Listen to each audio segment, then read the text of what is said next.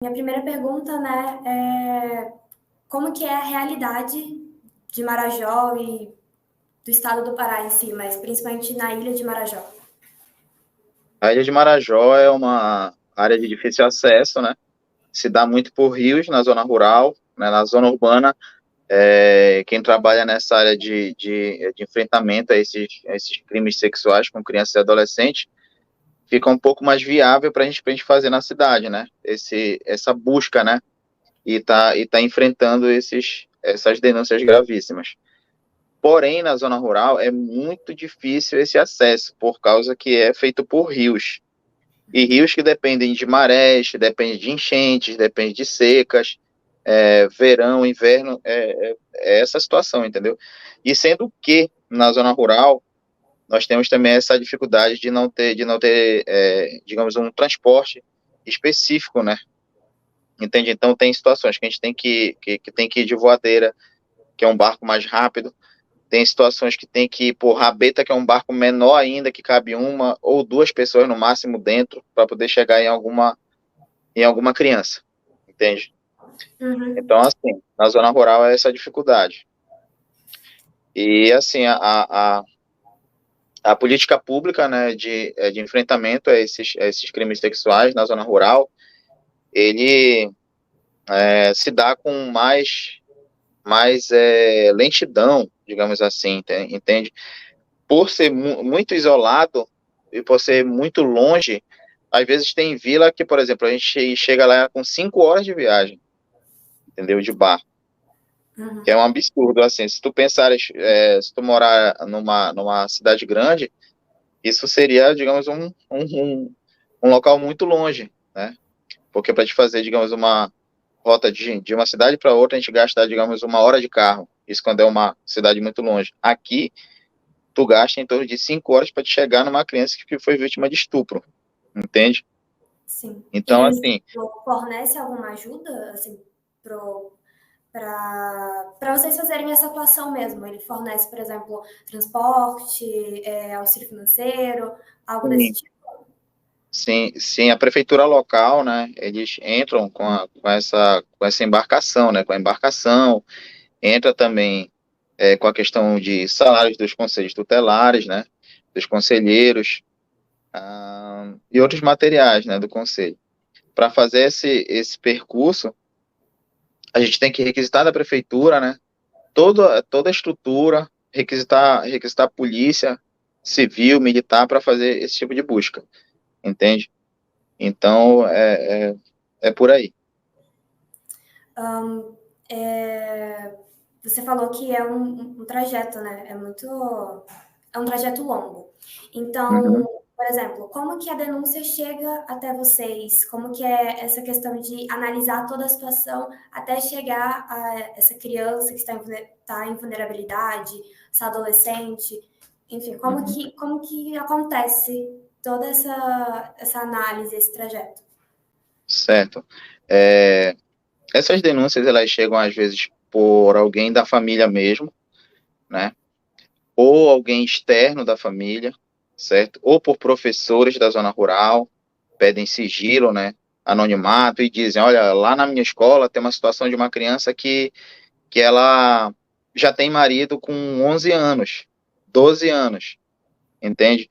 E aí o professor pede sigilo para a gente porque é um direito legal, isso está previsto em lei, então a gente garante esse direito a esse professor e a gente dá andamento a essa denúncia formalizada, né? A gente formaliza, faz um relatório da situação, escuta aquele relato lá do professor e encaminha isso para todos os órgãos que protegem a área da criança. Vai para o Ministério Público, vai para a delegacia, vai para o juizado dos menores, vai para o CREAS e a gente faz uma ação, né? Em conjunto. Então é dessa forma que acontece, né? Você disse que atuou no conselho por 8 anos. Desde que Sim, você entrou no conselho tutelar, você já recebia denúncias desse tipo referente à ilha de Marajó? sim, já recebia. Eu entrei no conselho dia 10 de janeiro de 2016. Desde o primeiro momento, quando eu entrei lá, acho que nos primeiros dias já estava recebendo essas denúncias de estupro de vulnerável, né? de estupro de crianças e adolescentes. Ah, alguns conselheiros antigos, bem mais antigos assim, eu digo de 2015 para trás, eles me falaram que o quadro era bem pior ainda, né, por falta assim de diversas leis, políticas públicas, informação, palestras e eventos.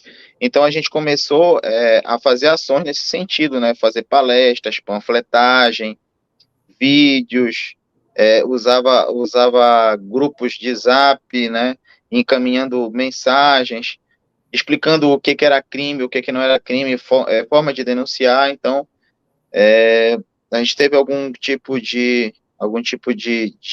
avanço naquele momento, né? Então, assim, a partir de 2016, a gente começou a fazer uma triagem de dados, né, do que a gente recebia. Então, essas denúncias a gente começou a gravar elas numas planilhas, né? Aí depois, bom, o que a gente faz? Bora fazer gráfico. E aí a gente fez gráficos, né? Que foi que eu consegui te mandar. Aqueles gráficos são dados de denúncias reais, mesmo que aconteceram no Conselho Tutelar.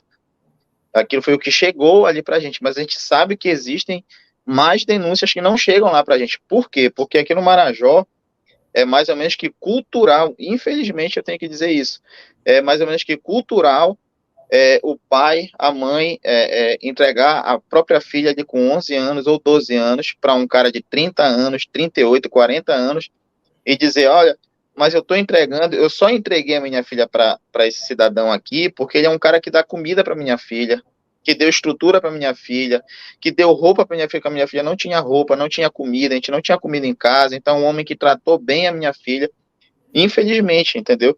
Então enquanto eu tava ali falando com aquela mãe, eu explicava para ela que aquilo lá era crime, né? Eu dizia, olha senhora, isso aqui é crime, é estupro de vulnerável que essa filha está passando hoje. A sua filha tem 12 anos, ela está se relacionando com um homem de 40 anos, de 38 anos, 30 anos, 25 anos, 21 anos. Tem várias faixas etárias lá no Conselho Tutelar. Então a gente sempre lida com isso aqui no Marajó, entende? Então, assim, é por isso que as crianças elas são exploradas, porque às vezes a própria mãe entrega a filha com essas prerrogativas, sabe? Dizer que é normal, que é natural, a filha dela tem que se relacionar com alguém, porque aquele cara vai dar comida para ela, vai dar roupa para ela, vai dar os bens para ela lá, entende? Uhum. E aí acaba que essas, Perdão, pode continuar. aí acaba que essas denúncias, elas acabam nem chegando todas até a gente no Conselho Tutelar, né?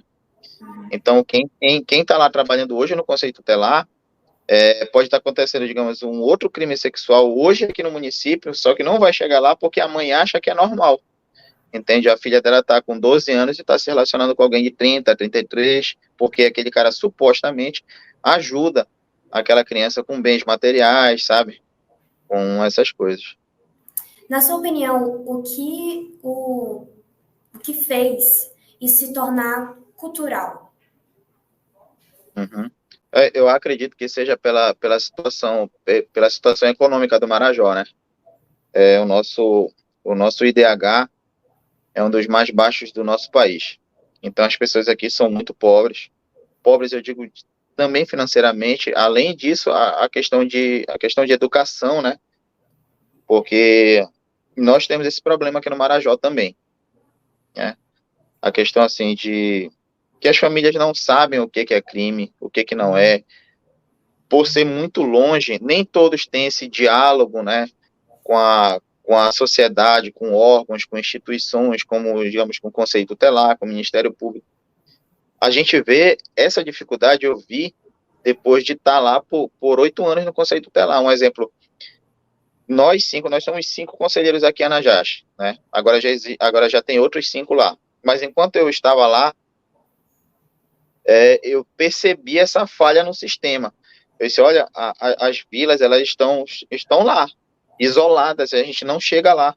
Nenhum conselho chega em todas as vilas, em todas as vilas aqui. Por quê?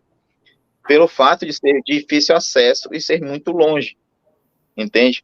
Então tem essa dificuldade para cá. Aqui, como que melhoraria essa questão? Só se fosse com uma internet móvel muito boa, ou uma internet por satélite que fosse em todas as vilas, para que a gente pudesse criar, digamos, um mecanismo de diálogo ali com eles mais fácil, entende? Porque assim, não dá para a gente chegar em todas as vilas aqui, em todos os locais, em todos os braços de rios, né? É muito difícil acesso aqui. Então, tem essa questão. O povo da zona rural, eles vivem lá isolados das autoridades, entendeu? Isso eu incluo também todos os órgãos, CREAS, Conselho Tutelar, Ministério Público, não chega lá. Então, por isso que o pessoal da zona rural, eles vivem dessa forma, né? Então, isso pesa bastante na balança. Então, você diria que a zona rural está abandonada pelo Sim, Estado, pelos sim, órgãos? sim. Sim, eu ressalto que sim. Então, diante dessa falha, né, que eu tive percebendo ao longo desses anos, o que que eu fiz? Quando eu fui lotado agora na CEMED, né, como eu te expliquei, lá quando tu me mandaste mensagem, eu fui incumbido de redigir, de participar, né, da criação do nosso plano municipal, né, de educação. Então, eu criei uma parte dentro do plano municipal de enfrentar a questão desses crimes sexuais aqui no município, né? A minha estratégia foi montada, porque eu conheço o sistema por dentro, então a gente vai usar 106 escolas para fazer palestras, panfletagem, eventos nesse sentido, entendeu? Para combater essa questão aqui no Marajó. Então eu já tive ok aqui do secretário, né, de educação. Ele me deu ok, disse, não, a gente pode desenvolver porque tu já conhece a área e sabe como é que funciona bem, então a gente precisa realmente desse braço, dessa extensão. Então esse é o meio que a gente vai tentar ajudar as famílias, né, na zona rural, até porque a gente tem escolas, e eu te falei, como eu te falei, em muitos pontos isolados, nós temos escolas. Então a escola vai ser uma voz ali naquela vila, né, naquele espaço. Nossa, é um projeto muito bom, né? Que realmente tantas crianças que estão lá que vão descobrir o que está acontecendo com elas, né? Porque muitas vezes, como você diz, é algo normal para elas. É, infelizmente. Uma das denúncias que veio muito à tona foi a questão do turismo sexual, né? Que como o Pará em si ela faz fronteiras com alguns países vizinhos, né? Tem esse acesso, acaba tendo muito gringo, enfim, que vem para o Marajó com essa intenção, né? De exploração sexual. Você já recebeu denúncias desse tipo, dessa situação? Que eu me lembre, assim, eu não tenho, assim, uma denúncia nesse sentido, né, do exterior, de alguém, assim, que veio aqui, digamos, a turismo, né, com crianças e adolescentes, eu não me recordo, eu acredito que não, eu acho que nenhum colega meu também tem, eu acredito que não, né, o que nós já tivemos foi de um rapto, né, de uma criança de cerca de 1 ano e aí alguns meses, 2 anos, algo assim, feito por uma mulher. Uma mulher, ela traficou a criança, ela comprou a criança aqui em Anajás por cerca de R$ 1.000 na época, e aí eu não sei te dizer, né, eu não sei te dizer o que o inquérito policial disse disso, né, porque a, a, a mulher que eu supostamente ela raptou, porque ela comprou a criança, eu não sei em que crime que ela se enquadrou, se foi traficante humana ou se foi de rapto, sabe, ou sei lá, outra coisa. Mas fato é que essa mulher ela veio aqui em Anajás, ela comprou uma criança de uma mãe, negociou com a mãe, a criança de uns 2 anos, eu acho, assim, de idade, e levou essa criança para Belém, sabe? E no trajeto de Belém ela foi presa, né? Porque a gente conseguiu sondar, a mãe recorreu para algumas pessoas, aí chegou no nosso ouvido, né? Uhum. E a gente teve contato com o Ministério Público local.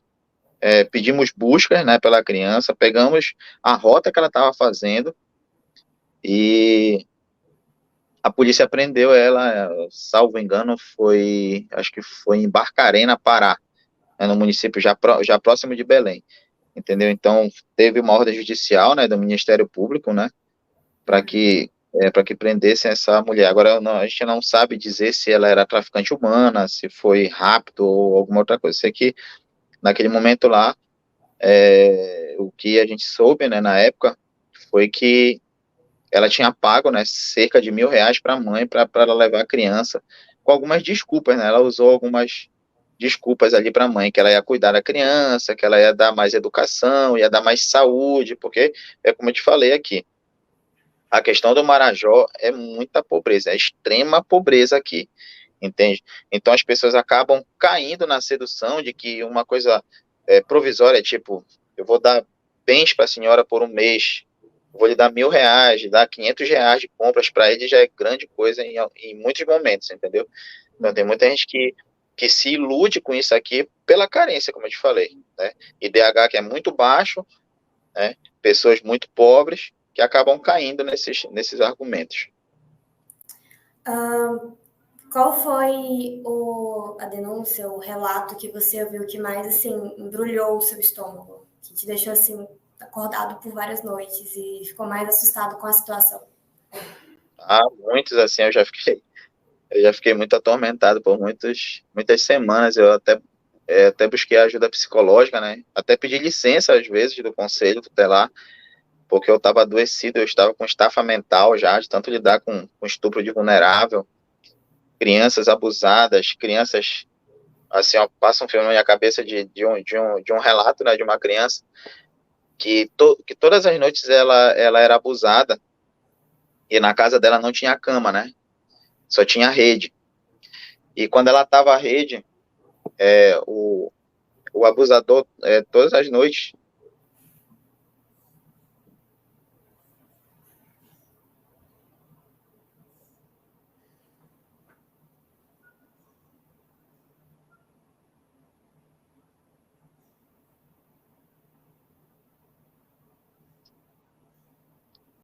No seu tempo. É um tema bem sensível mesmo. Ainda mais para você que viu isso, né? No seu tempo. sim,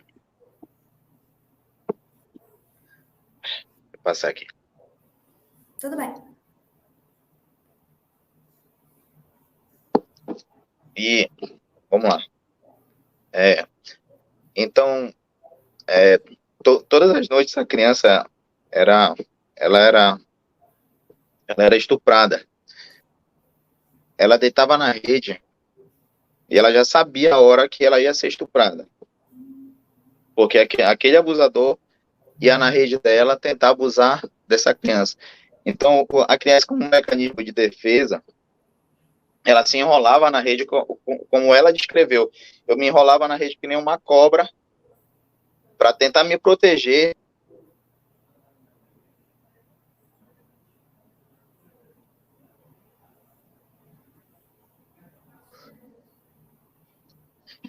Para tentar me proteger dos estupros. Então ela ficava enrolada como se fosse uma cobra, como ela descreveu, né? Ela se enrolava na rede para ficar igual uma cobra enrolada, para que a pessoa não tentasse abusar dela, não conseguisse mais estuprar ela, porque ela já estava estuprada por diversas vezes. Então o que acontecia? A pessoa que abusava dela desenrolava a rede e ela sentia que ela já ia ser estuprada de novo. Entende? Então era dessa forma. Então tem muitos casos graves lá que a gente fica muito mexido, assim, muito de nós, assim, quando a gente trabalhava lá, a gente ficava muito mexido. E como a gente não tem a parte psicológica, por exemplo, todo conselheiro, acho que de todo o país, eu acredito que não tenha tratamento psicológico, eu acho. Acompanhamento psicológico, entendeu? Porque deveríamos ter. Eu não estou lá, né, mas eu sei por causa das experiências que eu já tive lá dentro. Passei 8 anos, como eu te falei, lá dentro do Conselho Tutelar. Então, isso, assim, é uma área que mexe muito com o nosso psicológico. A gente tem estafa mental, estafa psicológica, sabe? Isso mexe com a gente demais. E fora outros crimes aqui no Marajó, já teve uma situação de um cara que laçou uma criança para estuprar ela. Laçou com um laço, aqueles laços de boi, sabe? Joga, laçou a criança e estuprou a criança. Meu Entende? Deus. Então, Então tem muita coisa, e a gente ainda tem que passar, ainda ver no noticiário, porque o Marajó não existe estupro de vulnerável, não existe crime sexual no Marajó, pelo amor de Deus. Sabe, todas as denúncias, elas já tramitam na justiça. O que custa políticos, a imprensa, né, verificar nas fontes? É só ir nos conselhos, alô, conselhos do Marajó. Se vocês são 17 conselhos no Marajó, 16, eu acho que são 16 conselhos. Vocês têm dados de estupro de vulnerável, crime sexual, sabe? Nenhum desses mecanismos que eu digo assim, que acusaram de ser notícia falsa, nos sondaram antes de publicar, sabe? Eu lia muito isso na imprensa e eu ficava revoltado com isso de ter que lidar com uma matéria dessa, sabe? Não há provas de abuso sexual de criança e adolescente no Marajó. Não há dados de exploração no Marajó de criança e adolescente. Como a gente nunca foi consultada, entendeu? Pelo menos aqui. Durante eu estar lá no cargo, no Conselho Tutelar, nesses 8 anos, nunca recebemos um ofício sequer, ou sequer uma pergunta de algum repórter. Eu acho que talvez aí, eu acho que a terceira repórter, ou a quarta repórter, que nos questiona isso, sabe? Foram pouquíssimos ao longo desse tempo, e eu acho que talvez veio à tona agora por causa da cantora, da repercussão lá da Aimee, né? Uhum. A qual a música dela ecoou aí nos 4 cantos do país e causou toda essa revolução, né? Mas se não fosse isso, eu acredito que a gente ainda estaria aqui esquecidos, né? E após essa repercussão, vocês receberam mais algum auxílio do Estado, mais alguma, não sei, alguma palavra do governo, algo do tipo? Olha, o que eu posso dizer, né, porque eu tô fora do conceito tutelar agora, como eu te falei, né? Eu estive por 8 anos lá, foram poucas ações que a gente teve, né? De auxílios do governo, né? Uhum. O governo municipal, eles dão auxílio, como eu te falei, com transporte, com a estrutura do conselho, salários, né? Buscas na zona rural, sabe? Aqui na cidade, essa questão. O material do conselho tutelar, entendeu? Uhum. Panfletagem, a gente trabalha com prevenção nas escolas, eles dão suporte também, entendeu? Mas assim, a nível de estado para federação, eu pouco vi, sabe? Durante estar lá no conselho, 8 anos, eu acho que tem essa falha, assim, né, da parte mais, assim, a nível de estado, né? União também, eu acho que a União falta muita coisa para cá, para o Marajó, né? Ser direcionado mais políticas públicas para cá, e questão de execução de programas, recursos a essa área da criança também, acho que falta também, sabe? Porque tem outros conselhos aqui no Marajó que a situação deles é bem crítica. Um exemplo, a nossa aqui no Conselho Tutelar, eu acredito que até em 2018, a gente tinha um computador só lá para dar conta da demanda da cidade inteira, do município inteiro, na verdade. Entendeu? Um computador para 5 conselheiros e para uma demanda de 30 mil habitantes. E aí, quando veio o programa da Damares, era Abrace o Marajó, né? Isso. Abrace o Marajó. E aí eles equiparam, né? Todos os conselhos do Marajó, inclusive o nosso, né? A Najás foi equipada aí com 5 computadores novos, com carro, com bebedouro, geladeira, e ainda vinha mais coisas ainda que a gente teve que preencher lá uma lista de demandas, o que a gente precisava, e só que teve o fim do programa, né? Aí executaram outro, já existe outro programa, e o porém é que nesse outro aí, ele iniciou, foi no ano passado, salvo engano, foi em abril, né, do ano passado. Só que pra gente nunca chegou nada lá, assim, tipo, o que vocês precisam, qual o suporte que vocês precisam, sabe? Não chegou isso lá pra gente. Até então, não sei se esse ano já tem alguma coisa nesse sentido, assim. Mas, assim, olha, aqui no Marajó tem o Instituto Âncora, né? Que ele é tipo, digamos, uma ação católica, né? Uhum. É o Bispo Ascona, que é o líder desse Instituto Âncora, ele fica no município de Soure, e ele dá conta de todas as cidades do Marajó, né? Então eles visitam a gente, perguntam o que a gente precisa, qual o suporte que a gente precisa. É um grupo muito forte aqui no Marajó que ele enfrenta, né, esses crimes sexuais com crianças e adolescentes. Então eles sempre vêm aqui no Marajó, dão entrada lá no Ministério Público para tentar, digamos, agilizar algo, né, para a gente no conselho, quando tem algum problema no conselho, para enfrentar esses crimes, porque eles vêm mais direcionados a essa questão, né, do estupro de vulnerável, crimes sexuais com criança e adolescente. Então, sempre que a gente tem algum problema, a gente cita para eles, olha, a gente está com esse problema que a gente não conseguiu, né, desenvolver, e eles dão uma grande força para a gente nesse sentido aí, entendeu? Então, eles são um grupo muito forte aqui no Marajó nessa questão. Vocês já foram alguma vez impedidos, não sei, pelo Ministério Público, por alguém, alguma atuação? Ou vocês nunca tiveram esse problema, assim, de barrarem a proteção, a proteção que vocês estavam querendo colocar no Marajó? Não, não, com relação a crimes sexuais, assim, a gente nunca teve barreira, não, de fazer isso, sabe, de enfrentamento. Pelo contrário, a gente sempre tem suporte, sabe, quando a gente fala que é crime sexual, né, com crianças e adolescentes aqui no Marajó, a gente sempre tem o apoio. A gente tem apoio do Ministério Público, da polícia, acho. As polícias aqui, elas são muito prestativas com relação a isso. Entende? Todas as vezes que a gente requisitou a polícia, nós precisamos da polícia para tratar um crime de estupro de vulnerável. É na hora que eles dão um apoio para a gente. Não contam, nunca contaram, assim, digamos, empecilhos, sabe, barreiras. Sempre se doaram para ajudar a gente, mesmo com todos os problemas. Aqui, a polícia daqui também não tem estrutura do Estado, entende? Mesmo eles não tendo essa estrutura, eles se doam mesmo, entendeu? É tipo uma questão de honra também para eles, entendeu? Essa questão. Eles se doam mesmo, mesmo não tendo um transporte bom, uma estrutura boa, sabe? O Estado falha nesse quesito, porque aqui no Marajó, eles deveriam ter uma lancha expresso rápida, sabe? Deveriam ter telefones de comunicação por satélite, sabe? Antena satelital para se comunicar lá no meio das matas, entendeu? Esse tipo de coisa. Tecnologia avançada para matas, esse tipo de coisa, porque a nossa realidade é essa, entende? E a polícia mal tem estrutura de um barco, às vezes, não tem, entendeu?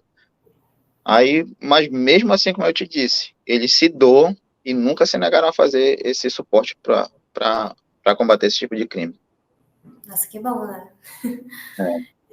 Bom, para concluir, eu quero que você fale o que falta para acabar com tanto abuso, com tanta exploração infantil, com índice de meninas de 12 anos, 13 anos já engravidando. Para você, o que está faltando no Marajó? Eu acredito que mudar essa questão do nosso, nosso quadro econômico aqui no Marajó, né? É uma ponte que ela deve ser feita, né, em tempo hábil. A questão da pobreza aqui no Marajó é um fator, sim, que eu acredito que venha somando para aumentar esses crimes sexuais, né, pela carência, como eu te falei, tem famílias que prostituem a própria filha por bens material, por bens materiais, por roupa, sandália, sabe, por uma série de coisas, por bicicleta, celular, dinheiro, entram nas balsas, barcos para se prostituir, entende? E assim acontece, por serem muito pobres, né, desinformados, acharem que é normal, né, por desconhecimento das leis, como eu te falei, as políticas públicas, elas não chegam até lá na zona rural, entende? Então, essa questão de desinformação vem tomando muito com isso, entende? Então, aqui, nós deveríamos ter, digamos, uma área satelital mais coberta, porque as áreas são muito isoladas, só que todo mundo tem um celular na mão. Se tu fores na zona rural, tu vai notar que todo mundo tem um celular hoje em dia. porém estão sem internet, não tem internet rápida, a gente não consegue fazer, um exemplo, eu não consigo fazer, digamos, uma palestra com uma escola lá na zona rural, entendeu? E dar uma palestra, digamos, ao vivo aqui, ou então passar um vídeo para eles explicando, olha, pessoal, isso aqui é crime, isso aqui não é. Mãe, você pai, não prostitua seu filho por isso, por aquilo, porque é crime, entende? Então, para quebrar essa questão, essa ação, entende? Porque as famílias aqui, grande parte delas, nem todas, mas que eu cheguei ali no conceito tutelar, que eu pude comprovar, que famílias ainda acham natural, né, natural entregar a filha, como eu te falei, para uma pessoa de 30 anos, de 38 anos, porque ele ajuda a minha filha, ele compra comida pra gente, entendeu? Ele é uma pessoa de bem, então eu tô dando a minha filha para ele ali, entre aspas, com 12 anos, 11 anos, para casar com um cara de 40 anos, entendeu? E a criança vai ser explorada ali, entendeu? Tá sendo explorada, tá sendo, digamos, estuprada, né, como a própria lei diz. Então, essa questão, assim, eu acho que a União deveria direcionar ações para cá, econômicas, políticas públicas, educação mais eficiente, entendeu? Para que a gente possa somar com isso, avançar, entende? Entendi. Muito obrigado, Ângelo, por todo o seu relato, sua experiência, né? Relatar a sua experiência. E obrigado pelo seu tempo também. Muito obrigada. Por nada. Precisando, dispõe.